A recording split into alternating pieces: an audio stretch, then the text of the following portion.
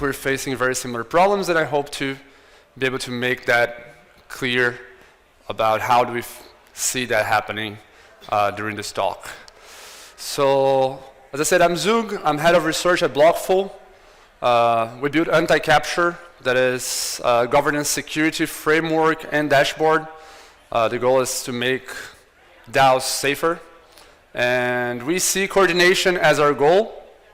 We see governance as the path to coordinate better. And for a long time, we've looked at DAOs as a great experiment to learn more about governance. But truth is, DAOs are now too big for us to just think this experiment is allowed to fail by lack of attention, by lack of care. So we're doing our best to move that forward in a safe way. We got to building anti-capture after a few years working in governance through different fronts. We've explored from reputation voting systems to escape this plutocratic totality that most of our DAOs are plutocratic today, so experimenting with different ways to do governance. We've explored AIs for delegation, for voting, and we've been working as contributors, service providers, stewards, delegates in a few DAOs over the last few years. And we got to the conclusion that security was being underlooked, that security needed more attention, and decided to take it in our own hands. And this happened in this year mostly, what we've been seeing as the year of the DAO challenges. We've had a lot of hype over the past few years. Is this the year of the DAO, 2022? Everybody's like, yeah, we're going to take over the world. And things change and bear markets come. And now in 2025, we see lowering turnouts, less and less people taking part in governance. We see what we're calling a governance blockade starting to happen in some DAOs, where freezing the DAO, making it non-operational is a new challenge. And we also see vote buying and bribing starting to go around in different ways. And those are some of the things we're qualifying as symptoms of the same quorum crisis. One of the big examples for this is recently Uniswap having a big challenge to reach quorum. Uniswap has been running as a DAO for a long time, and now in 2025, they are just barely getting over the margin of the minimum amount of votes they need to approve anything. And when I say to approve anything, this is a liveness check on the DAO. If you don't get to quorum, if you're not able to get enough people for any proposal to pass, that is just a frozen address. Nothing is going to happen there. And that's been great work on making this move out of the problem. We've seen the work in Uniswap as one of the most interesting works on fighting this quorum crisis. But we also see this quorum crisis in many other places. Arbitrum is another of the big examples that is facing this challenge. Arbitrum has a little bit of a more complex quorum system. It's not a hard forever number like Uniswap has now. And making sure we keep reaching that quorum on Arbitrum in a manner defines the fate of one of the biggest layer 2s that we have right now. We're talking about billions in TVL that need to elect Security Council to be able to upgrade and to advance the protocol itself on the other chains, on Ethereum mainnet mainly, but Arbitrum 1, Arbitrum Nova, is all dependent on this being possible. And I love the thread there, because those questions are exactly what I think we should be looking at. Why are delegates losing voting power? Why is it hard to gain new voting power? And what can be done to tackle this? And what's the main reason? But the quorum crisis doesn't express itself only directly in quorum. The quorum crisis also expresses itself through whale captures, as we have in Compound now, that for more than a year now has Humpy as the lead of this big coalition that currently holds 33% of the votable supply. The delegated supply has 33% in a single coalition that last year tried a few different mechanics for attack. This year was able to block the approval of a budget for a Security Council. tried to decrease the treasury delegations to delegates. It is a game, a balance of powers, but this is not 33% of the total supply. This is 33% of what's delegated, because the quorum crisis expresses itself a lot through the lack of delegation, and the lack, inside that delegation, the lack of turnout. So we can see that Humpy now has more voting power in his coalition that we know of, because most of those wallets are anonymous wallets coming from centralized exchanges that we can't really map everything. But what we know is already bigger than the average turnout in the DAO. And one more way this all expresses is when we look into the consequence you can have if the quorum crisis and the lack of delegations takes shape without care. On ENS, we have a treasury, not counting ENS tokens, only Ethereum and stablecoins, that is almost 3 times now as big as the total delegated supply. So that means that if there was no security council on ENS that we put in place together last year, right now that's like assuming every single delegated token votes, that's still quite some profit to make. That's still a very good 2-3x for you to get if you're an arbitrager, very well funded, or if you're competing with ENS and you want to make the DAO go down, and you have incentives to freeze it, to destroy it, that would be a vector of attack that's still profitable on top of it. There's also vote buying, and yes, recently we acted as Blockful on Arbitrum to buy votes during the Security Council election to show that vote buying is something that you need to pay attention to. This was an issue that was exposed for a while in Arbitrum and not well taken care of.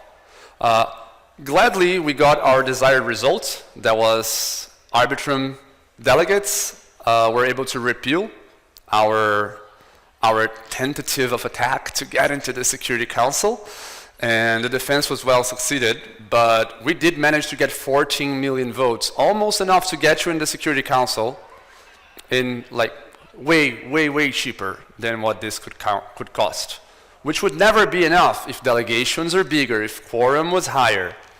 And all of those things, you can read more if you're interested on this specific case of what we did in Arbitrum now. You can check it out on our paragraph. All of the articles I'm going to mention are there. And well, it was interesting to see the defense being able to push us out, even though we were going to anyway pass the seat. But it's good to see that Arbitrum could defend itself from that. But all of this is kind of old news, right? I don't think anyone here is like, wow, what do you mean DAOs are under quorum?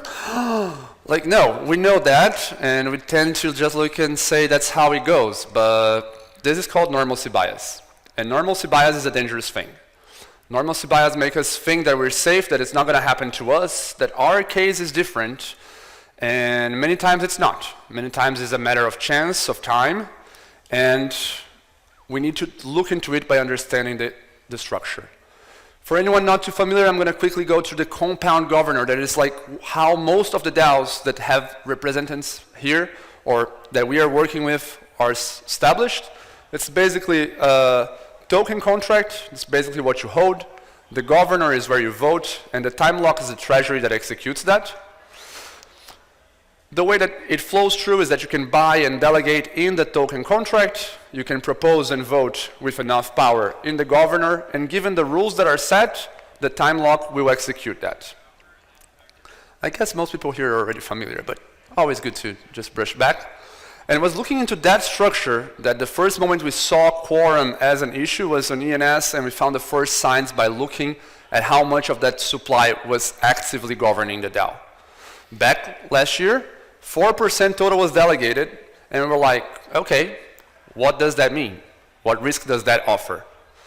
In that case, you could see that the average quorum, the average turnout was under $25 million, and the treasury was sitting at 120. That's very good, almost 5x.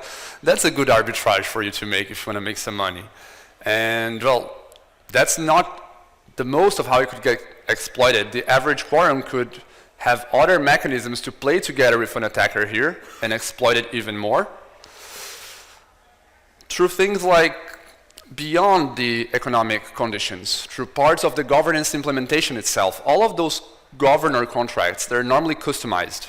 There's no one's running vanilla the same everywhere. And in these customizations and in the configurations, you have things like, what's the voting delay? What's the time between my proposal and when votes get counted and voting starts? ENS has one block voting delay. That means that 12 seconds after I propose, voting can already start running. That is very little reaction time for us to have. And those types of things, finding those issues is how we protect our DAOs from the quorum crisis. As we work to revert it, as we work to bring people back, this type of thing is a possible path to make it harder to extract. In the ENS case, we saw that the governance stack had a few of those weak configurations, and in a bad economic condition, it could turn to an easy attack. It could turn to a capture to one of the most important and respected protocols in the space, and well, God knows what that would do to Ethereum reputation in general. That's also something you can read more and explore in our paragraph if you want, but I want to go further because we saw the issue wasn't just there. We started digging, we looked into more than 30 attacks, and we started to find patterns. There are patterns of how those attacks become possible. There are patterns of what the economic condition looks like or what the governance implementation looks like, and we got out of that with 4 verticals to analyze how safe the DAO is at any point. First one is economic condition. Is it profitable to attack? If I'm going to spend 50 million to get 10, I'm not going to do it. If I'm going to spend 50 to get 100, I might. Token distribution and where those tokens sit, so who has the power and how can I get those tokens? Is this all in a centralized exchange? Can I OTC 60% of your voting power? That doesn't sound comfortable. That's a way where you get more exposed.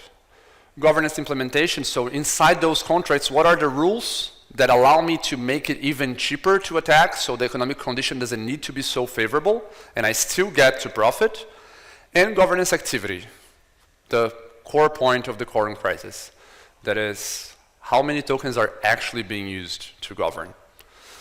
We see that 3 of those points are related and are overexposed by the quorum crisis. Economic condition, token distribution, and governance activity are all part of the lack of participation we have right now, of the amount of token holders that delegated years ago to someone who doesn't vote anymore, to the amount of tokens that were bought in AMM and have never been delegated after. And this is all sitting power waiting for someone to come and grasp. Yeah, it was the year of the DAO challenges, but it was also the year of looking for solutions.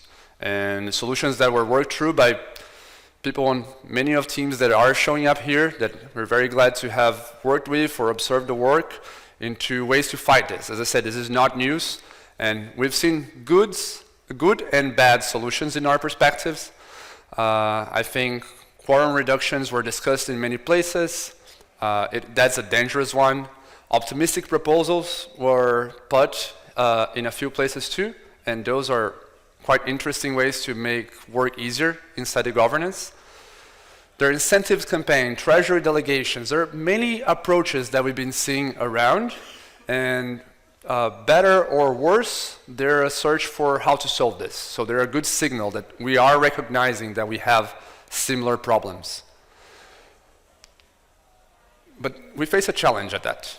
The similar problems can be solved in a few different ways. And if we look into keeping our organizations safe, how do we do that without surrendering to trust-based systems? How do we make organizations stay safe without saying like, okay, there's going to be those 3 guys and they're actually going to call the shots. They're pretty cool. You can trust them. It's not the path we would like to look for. Getting holders to take part in governance, getting holders to care and understanding that's an important part of the value they hold is what we think is the path ahead. And I think that resonated a lot when Zeugh, Vitalik, and Marisa Posner posted the Trustless Manifesto this week. If you haven't read that yet, I really recommend you do. This is quite a good piece to see in the middle of institutional adoption era of Ethereum, seeing that there's a stance and there's some clarity of how to progress in the same ethos and alignment that have got us here. And if we want to have decentralized governance as one of the things that keeps our system safe, we need to make the decentralized governance itself safe. So we're able to do that, to make it trustless, to make it resilient. And in this search for improvements, LDG, the Lido's dual governance, was one of my favorite advances of this year in improving how we keep things safe while keeping it trustless. LDG on Lido lets LDO holders vote and govern, but lets the users with staked ETH balance the power of each other. So staked ETH can freeze governance, can block proposals, can stop the protocol, while LDO makes the choices of how things should move. It's one governance made by two systems that currency balances like $20 billion or something in TVL, and it seems to be working. Not to say Lido is perfect. There's security improvements to touch mostly everywhere we look in this space, but that was one of the most exciting improvements we saw this year. The other path we see that's not as technical and complex as this big diagram, but in practice it is harder, is to find resilience in the holders, to understand that who owns your protocol, who owns this, gets to govern. This is Arbitrum, total supply of governance. This all, it's excluded. This is not counting on governance. And out of everything else, this thin strip here in the middle, this is delegated tokens. This is votable supply. Everything else from there is not touching governance at all. Can you imagine how much harder it would be to get 50% and approve a proposal if that thing was actually the blue one? If we could look at this and say like, oh, the blue one is the delegation and voting, that would be beautiful and way more resilient, but we're not there yet. This is a piece of the Trustless Manifesto that I think syncs very well with this, that we don't want to depend on intermediaries that cannot be replaced. We want a way to do this that we're not concentrating trust to a few operators only. And to bring all of those holders, we need to understand a little bit of what's the issue here, right? You find a protocol that you believe in, and you're really fond of it. You think, well, I might as well help govern this thing I care about. It matters to me. I put my capital then in some of the DAO tokens, and I'm like, okay, now I'm in. Let's go to the forum, and wow, let me get out of the forum. This is overly complex. There's a lot of context needed. I'm not grasping this. I have a lot of things to do. Discord is even worse. Telegram groups are hidden. I don't know where to go. I'm going to delegate to someone I believe. And I did that like 2 years ago and never followed. Now the guy hasn't voted for 1 year and a bit, and I go look there and I'm like, oh, my power is not even being voted on? Like, well, at least I wish I could do something with this. And then I have an idea. I'm just going to put it as LP somewhere, get some yield, or sell it for something that gives me yield, and that sits on a centralized exchange now, ready for the grasp of whoever wants to attack. I think this challenge of bringing holders inside of the system is one of the parts that we really need to tackle here. Like, we cannot keep hoping for people to just be nice people that are willing to lose all the yield, all the money they could make by voting in votes that they don't really have a voice. That actually, in the end, 4 or 5 or maybe 10, 15, if you're very lucky and well organized in the DAO, are the votes that are actually going to define it. If a few can make a decision, we're just lucky that they're not abusing that power. We cannot trust this assumption. This is not math, this is people. You can see like on both ENS or Uniswap, those are the number of delegates you'd need to reach quorum. This is a very small number of people giving all the holders we have.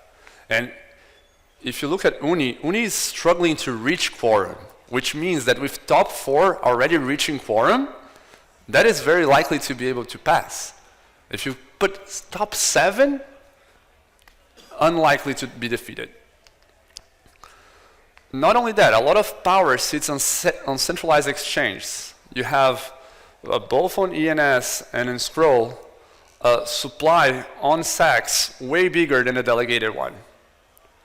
That means that just like it was done in Compound by Humpy last year, those tokens can just get into a lot of new unknown wallets and be turned into invisible power ready to be used.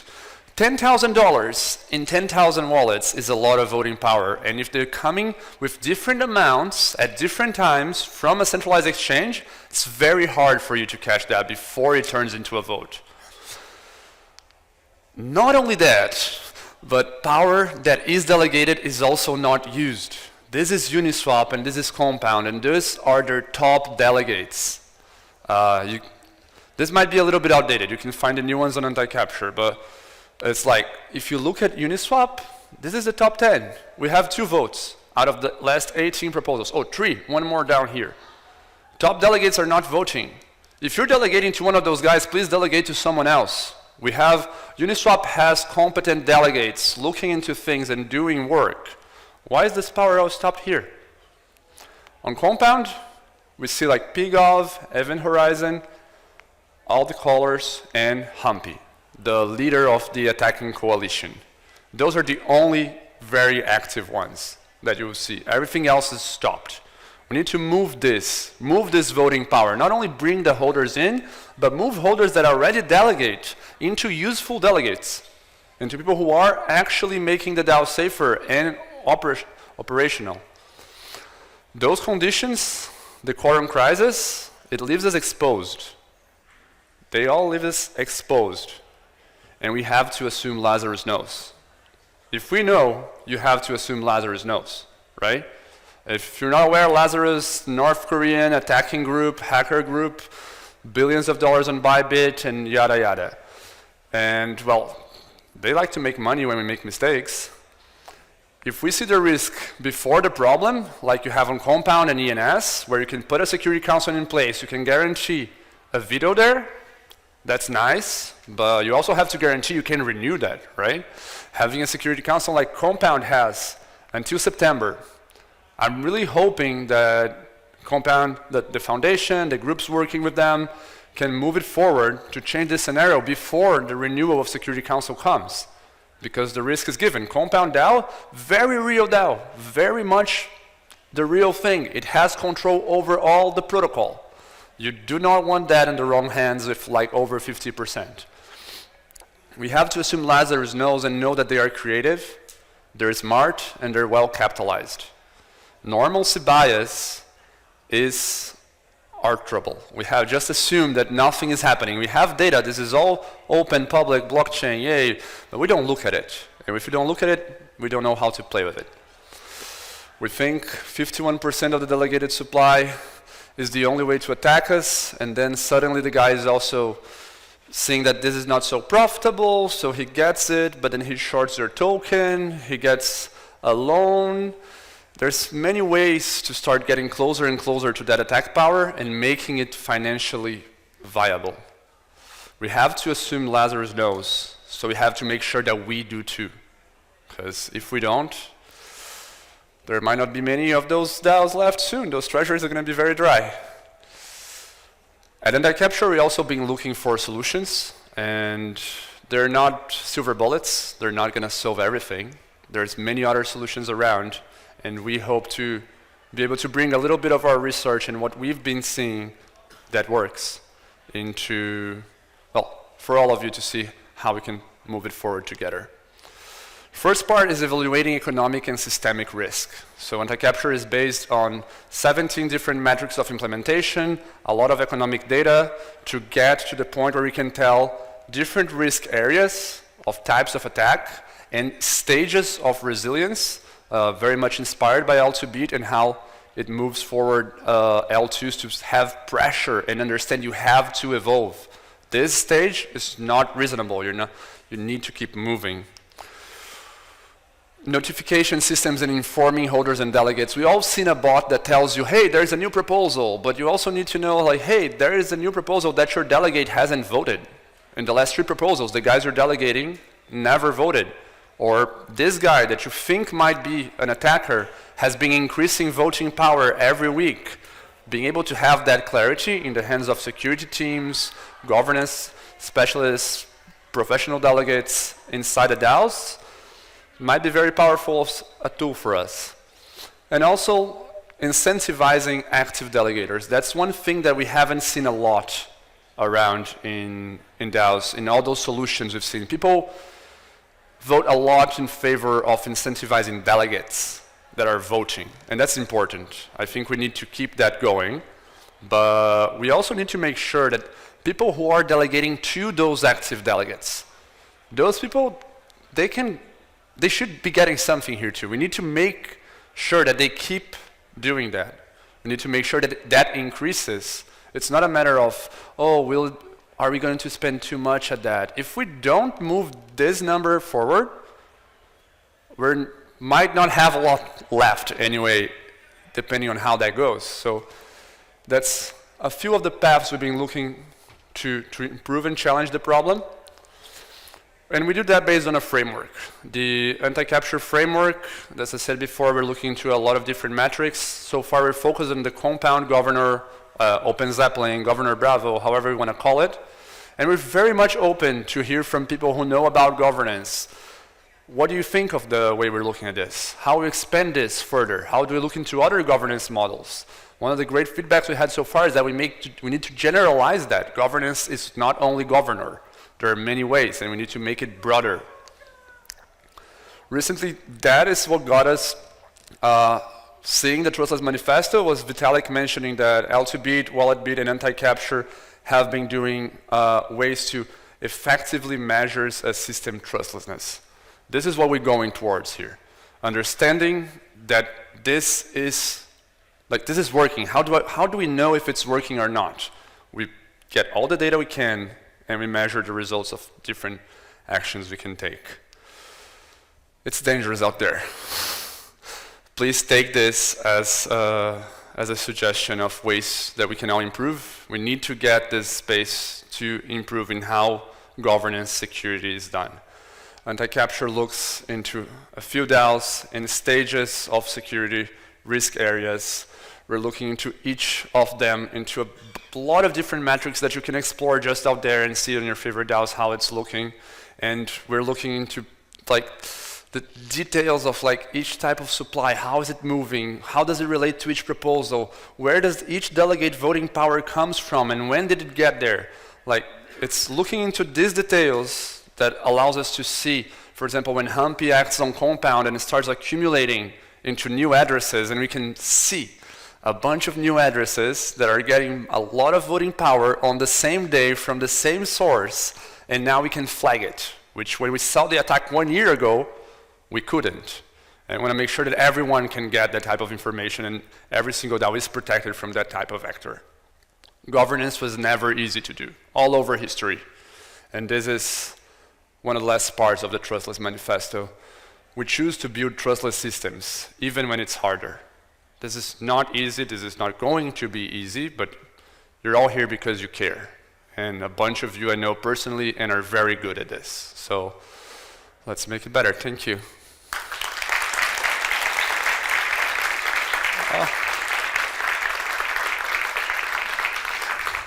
Do we have time for questions? Yeah? Okay. Anyone? Back there. That was awesome. Thank you so much. I have a little bit of a heretical question, which is a lot of the problems that you outlined are predicated on anyone being able to vote. And I'm wondering if you've thought about alternative governance systems that don't necessarily allow anyone to buy tokens and therefore participate in voting. I think there's part of the permissionless nature of anyone can vote that I appreciate.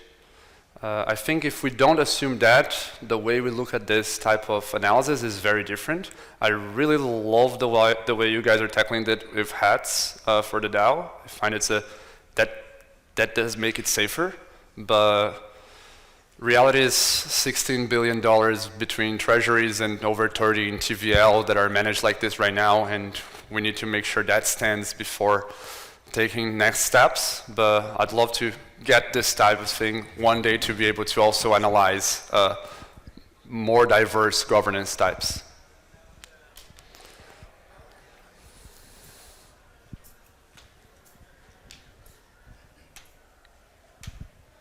Thanks for the talk. Juan from Sky here. Sorry about my voice. We've seen some, when we were measuring activity a few seasons ago on the delegate, we've seen a lot of fake activity, or people just almost randomly voting. Well, no, it wasn't even random, it was like following the trend and just rehashing what the other main delegates were saying. So we ended up with the activity, which was a multiplier for compensation, and it ended up being like everything read the same. So I don't know if you guys have thought of a solution for that. Well, that farming voter rewards is something that we see a lot in the space. Most of our solutions regarding incentives are focused on the holders that are delegating to those voters. So not a lot. I haven't thought a lot of how to prevent that. The way we structured our latest request for comment on ENS is that you get rewarded proportional to your voting power. Doesn't matter how you vote, where you vote, what you say or not, because a spammer is gonna spam. Like, you post it on the forum, it's important if you post it well, but then it's a lot of extra work and not something you can just automate easily. But yeah, that's all the subjective part of what is actual contribution is a whole other layer on top of this. You mentioned security councils, but another way to prevent governance attacks are proposer councils. What are the pros and cons of those different approaches? Proposer councils, like a council that holds the power to propose just by themselves. Is that, can he has the microphone? Can he has? Gosh, the Web3 nerd shows sometimes. So a proposer council basically has the responsibility to post any valid proposal and put it to the full DAO, but a proposer council can filter out malicious proposals and can also filter out spam attacks. Okay, so that's similar to what Optimism has nowadays, right? The foundation is the only proposer. They're moving forward to change that a bit, but right now Optimism keeps that structure, and that kind of does it. That kind of holds it in place. You're not going to get a proposal that drains everything you have. You are a foundation, which means you might be subpoenaed. That means you might freeze the DAO because no one can ever propose again, because now proposing is a crime in 20 different nations and blah, blah, blah. It's not a fully resilient, trustless system, which is what I like to aim towards. But if you cannot protect it any other how, and you have a trusted body, that does keep you safe. I think the way Optimism is progressing from that to decentralizing gradually is being well done, but it's not one of the designs I'd see as more, let's say, more aligned with an unstoppable machine. It's aligned with a business. Guys, I think our time is over. Thank you for the questions and thank you for the attention.